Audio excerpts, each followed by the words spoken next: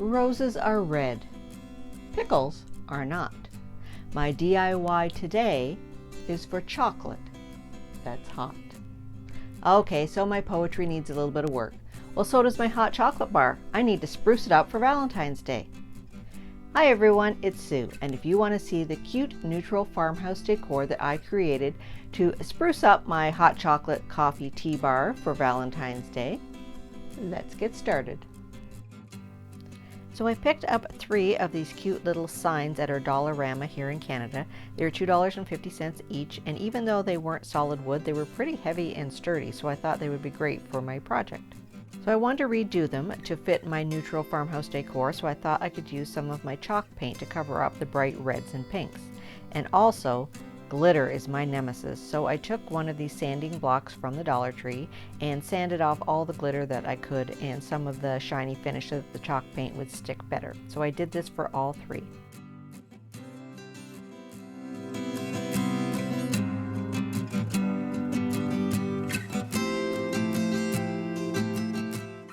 So once all of the glitter was gone and wiped away, I used some painter's tape just to cover the base of the letters as I was going to paint the bottom part of my sign with the white chalk paint. And I just used a foam brush and did about 2 coats of the entire bottom, both sides.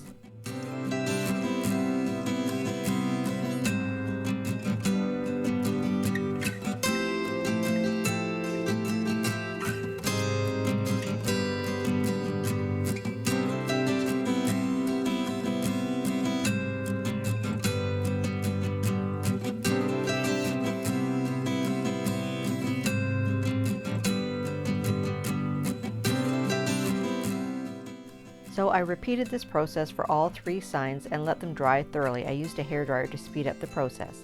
Then I put some painter's tape on the base of the letters the other way to protect them as I was going to paint the letters black. So I used some black acrylic paint and a small brush, and this was a little time consuming to get in all the nooks and crannies of the letters, but I ended up putting 2 coats of the black acrylic paint on all 3 signs as well and let them dry.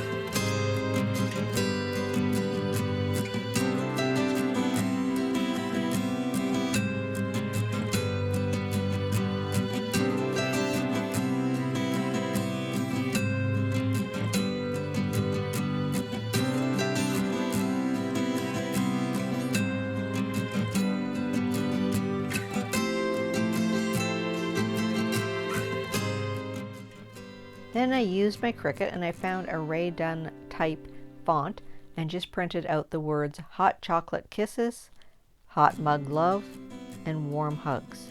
And then I put them on the bottom of each sign.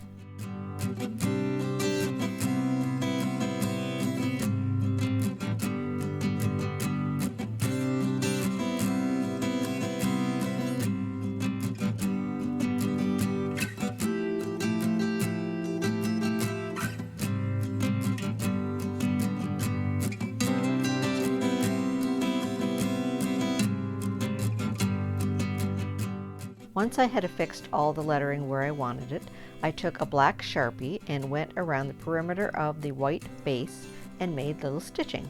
Then I took a white marker that was a paint marker and went around the black lettering the same way. I repeated this for all 3 signs.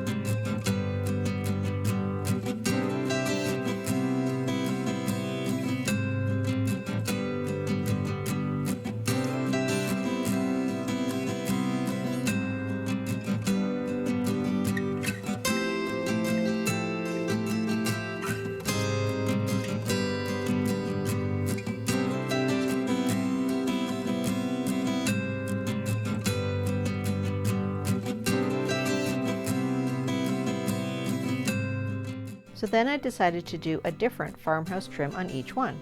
So on the XOXO, I took some of this greenery that I got from Amazon and just used some hot glue and put it on the base of the letters, front and back.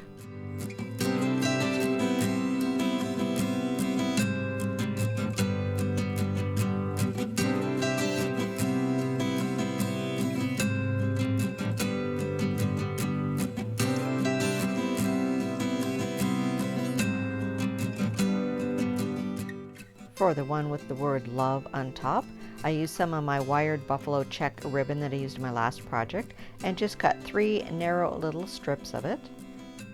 And then I folded each piece in accordion style, attached all 3 pieces together with one of the clear little hair elastics from the Dollar Tree. Then I glued that in place and fluffed out the ribbon and then glued a little brown button in the center.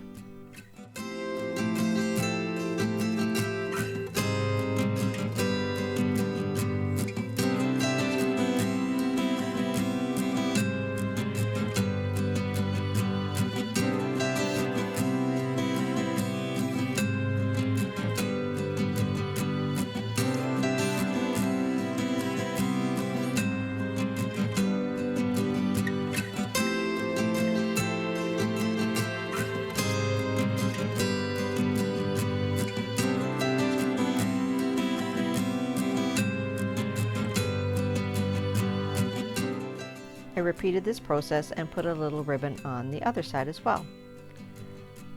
Then finally, the last one with the hearts, I decided to make a little jute twine flower. And if you want to see how I made that, click on the link above and there will be a step-by-step tutorial. I also drew a little stitching heart in the end.